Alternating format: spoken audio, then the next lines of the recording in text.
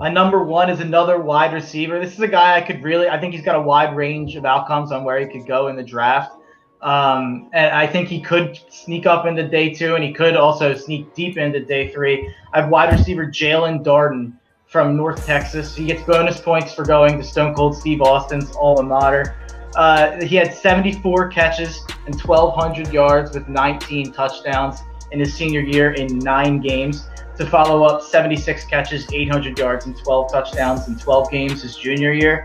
He increased his average yards per carry from 9.7 to 16.1, which is a pretty unheard of jump from year to year.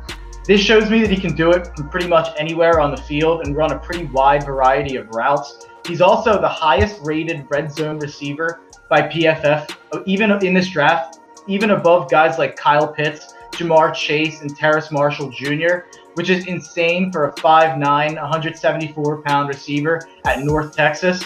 If you ever watched the game he was in, which I can't blame you if you weren't watching the North Texas Mean Green, but he jumped off the screen immediately every time.